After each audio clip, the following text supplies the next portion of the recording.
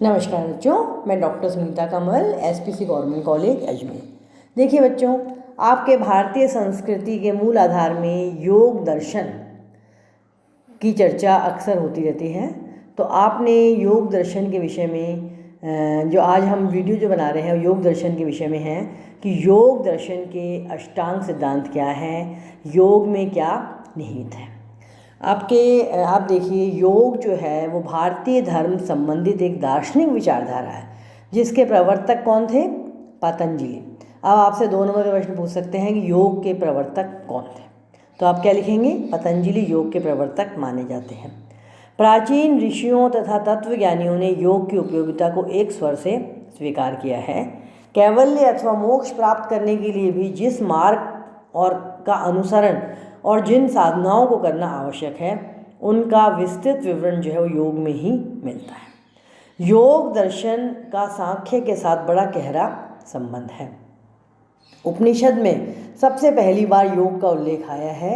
योग की क्रियाओं से चित्त की वृत्तियों का निरोध होता है, मन स्थिर रहता है, हृदय पवित्र होता है और आत्मा भौतिक जीवन से ऊंची उठ जाती है और भ्रम को समझने में बहुत आसानी रहती है।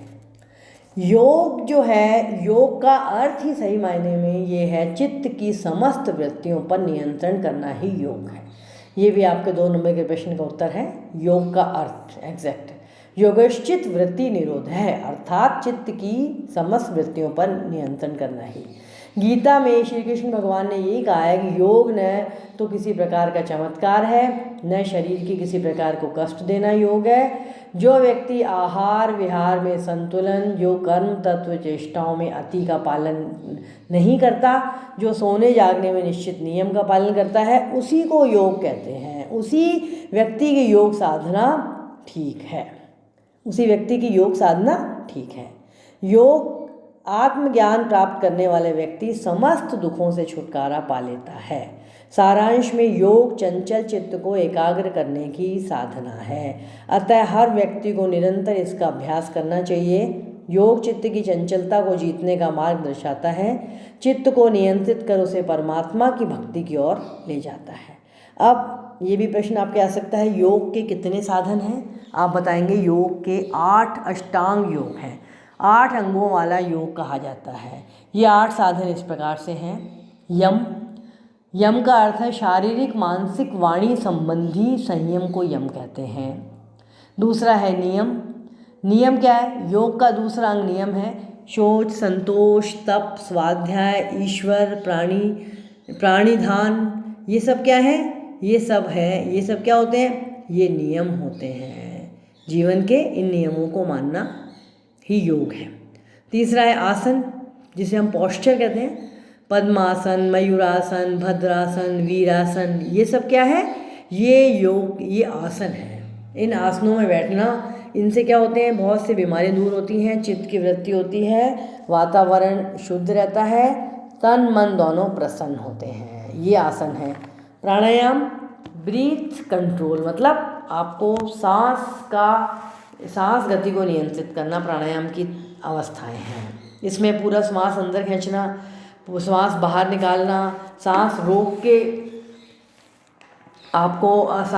करके आपको रखना, ये सब क्या है? इनसे हृदय क्या होता है? पुष्ट होता है, बल आता है, शरीर और मन प्रसन्न रहते हैं। अब क्या है? प्रत्याहार क्या है? विड्रॉवल ऑफ सेंसेस, इंद्रियों पर नियंत्रण रखना।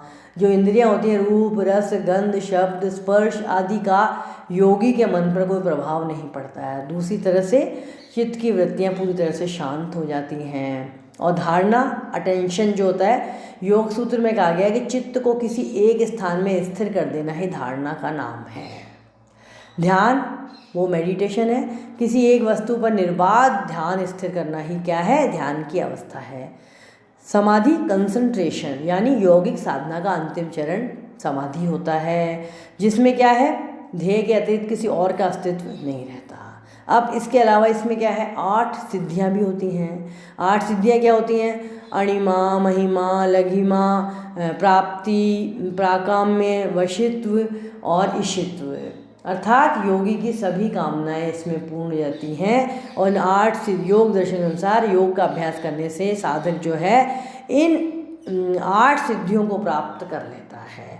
वह छोटा भी बन जाता है, बड़ा भी बन जाता है, उसके मन में कोई खराब विचार नहीं आता, वह अपने जीव को वशीभूत कर सकता है। ये सब क्या होती है, ये सब व्यक्ति को सिद्धियाँ मिल जाती हैं। तो यही सारांश में मानसिक शारीरिक स्वास्थ्य के लिए योग की उपयोगिता दिन प्रतिदिन बढ़ती जा रही है। वास्तव में वर्तमान में भी योगाभ्यास की वही उपयोगिता है और वही उपादेयता है जो प्राचीन काल में भी थी। इसको सिर्फ क्या है, समझने की और प्रैक्टिकल करने की आवश्यकता है। धन्यवाद।